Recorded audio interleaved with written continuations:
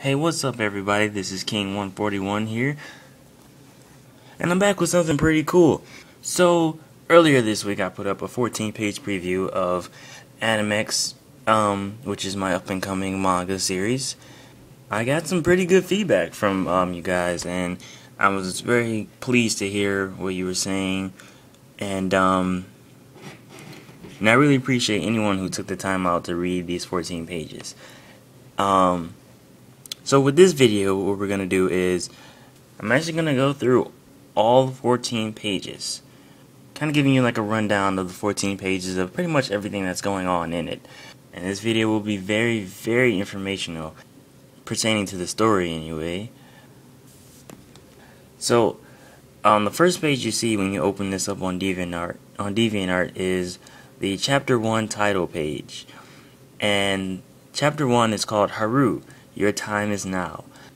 Then we see kind of like a side shot of Haru with these contorted, twisted designs in the back. It's a pretty cool design. And then we move on to the second page, where we get pretty much like a little bit of the background for the story. So you have Beta Star.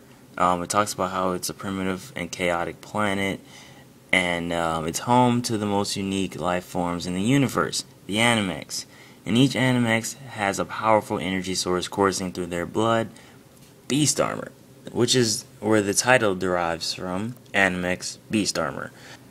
And now, of course, there's much more to the whole beast armor thing. You'll learn that in Volume 1. And then it goes on to say, to mention Ryoku. Ryoku is one of the very few established locations on this planet, which is very true. If you were to walk along this planet, there'd be just all these different environments, but no really serious established cities or villages or things like that. But you do have Ryoku, which is a huge place, huge village, and it has a huge school.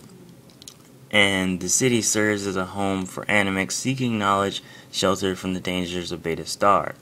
The panel below it, we see Beta Star, the planet, and a few other neighboring planets. Then at the very bottom, we get to see a full landscape of the village from a kind of slanted top angle perspective. And yeah, so there's many Anamex that live in this village. There's giant walls surrounding it to protect it from outside invaders. And if you look further in the back, there are mountains, and you see that there's also buildings up there. Those buildings are a part of Mount Ryoku Academy. The actual whole name of Ryoku is called... Okay, and let me break this down for you guys. The city or village, whatever you want to call it, is called Ryoku.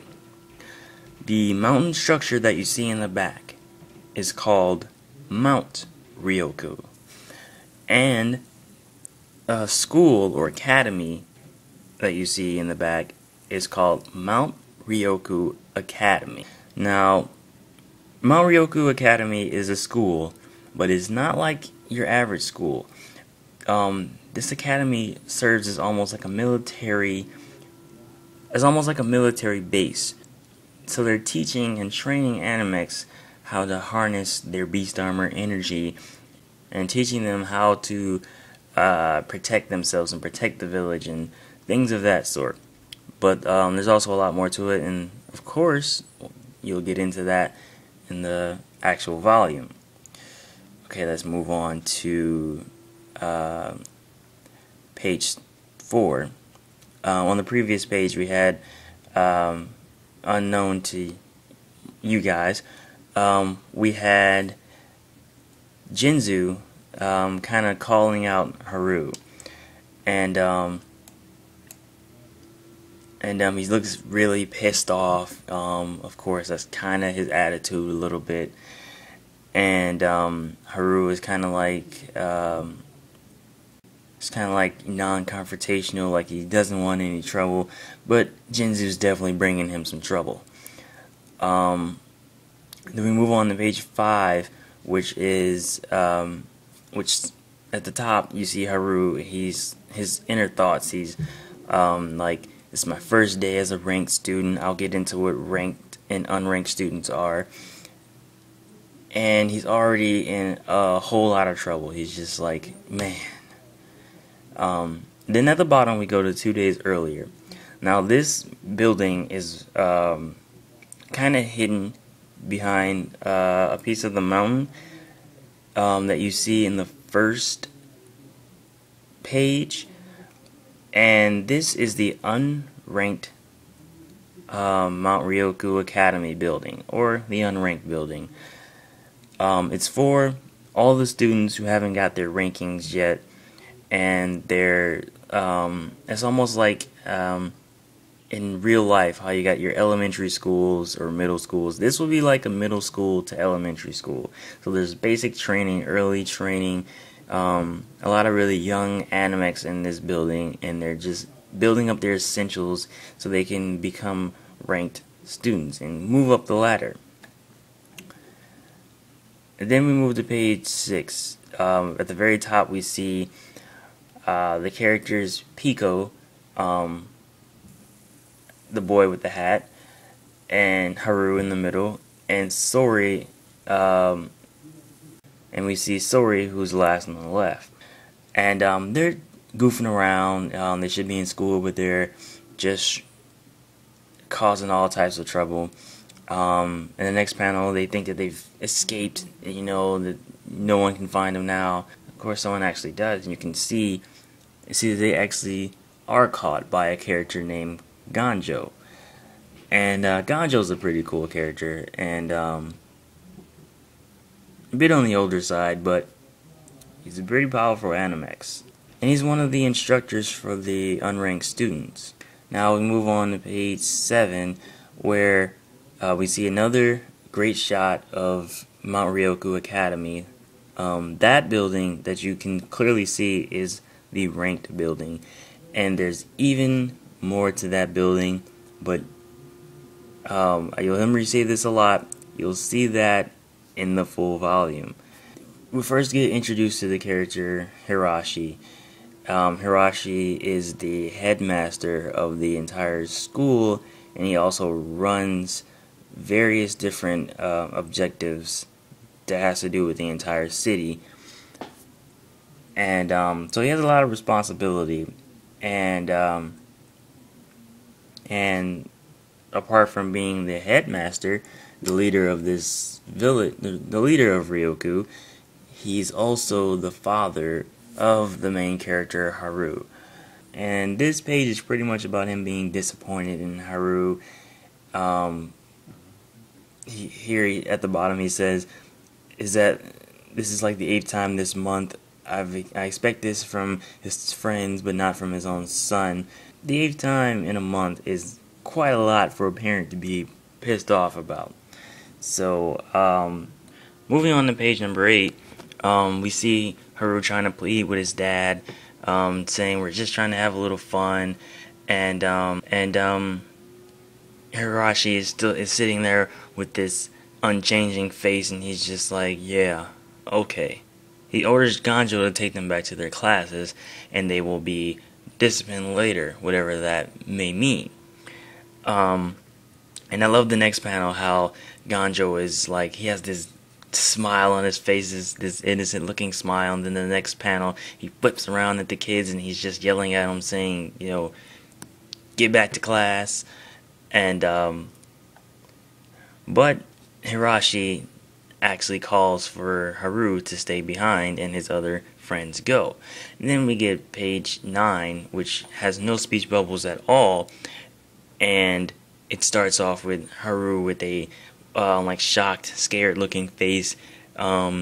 His friends have to leave, and you can see here that Pico, he's looking back at Haru, and he has like a saddened face, and then Haru has like his head down, and then the next panel you see the silhouette of Hirashi and Haru as the doors are steadily closing until they finally come to a close in that 4th panel.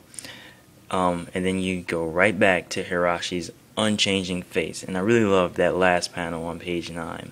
This is one of my favorite of this preview. And then we get Haru trying to do some more pleading, trying to say, Dad, I already know, I learned my lesson. Pretty much giving him a typical teenager response when you want to really get out of something and you're not trying to hear whatever your parents have to say. But of course, Hiroshi isn't having that because he returns with that unchanging face. He mentions something in this panel where he says 40% of the vote, where he has 40% of the vote tomorrow, and just because Haru is his son, he doesn't have a guaranteed spot. And when you first read that, I'm pretty sure a lot of you are like, what's he talking about? But fortunately, unlike a few other things, that does get explained in this 14-page preview. And I'll get to that when it comes up. And in this next panel, I love this. The Chibi Haru, he's like kind of saying under his breath, it's not like I need your vote or whatever. And he's like heading towards the door, and Hiroshi stands up and he's like, you certainly will need my vote. And then you get this terrified looking Haru at the bottom, like, I can't believe he hurt me. And then Hiroshi goes back to scorning him about, what he's been doing in his classes lately and how he hasn't been living up, how he hasn't been performing like Hiroshi wants him to be. And Haru responds with like some nonchalance and just, whatever, I know. Then Hiroshi mentions your first ranking evaluation is less than 24 hours away. Now, I was going to cover this in another video on my Anamex channel, which I probably still will. But the Anamex of Ryoku all have different rankings, and they're like military rankings, I guess you can say. And I'm not gonna go into hyper detail about this because I really would prefer that you guys read the whole volume and understand rankings then, and then I maybe make a video later after you've read that. But just know that right now Haru is unranked, and his evaluation to be ranked is coming up very soon. Haru is essentially blowing his chances here, and Hiroshi's not going to have that. So we move on to some backlash from Haru, and he's like, what if I don't want my ranking? He's, rebelling against his dad, like a teenager would probably do. And if you saw the drawing of him on the Anamex channel, you know that he's only 14 years old. And then you got Hiroshi coming in with his old man speech saying, I was just like that when I was your age. But Haru is like, what? I don't even believe that. Because, he's the headmaster. He's made all these accomplishments and things like that. So he doesn't believe Hiroshi was ever truly, lazy or didn't do what he was supposed to do. But Hiroshi assures him that, hey, I was a kid too, and I didn't care much about things, but his dad, Haru's grandfather, pushed him to the point where he needed to be.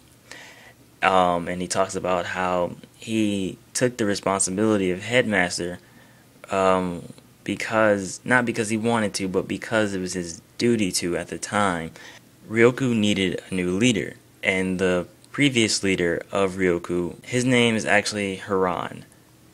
So Haru has a pretty impressive family tree, as his father and grandfather were both the headmasters of Ryoku. And in this panel that we see at the bottom of page 12, I really love this. This is another one of my favorite ones of this preview. You see like a middle-aged Haran standing next to his son Hiroshi. Hiroshi was about 14 in this picture here. And then I just really love the line art that I decided to go with when it comes to that panel. And then we get a nice shot from like an outside view of where Hiroshi's looking out the window. And as he's turning back around to Haru, we finally get a completely different face than we've seen from Hiroshi throughout this whole preview.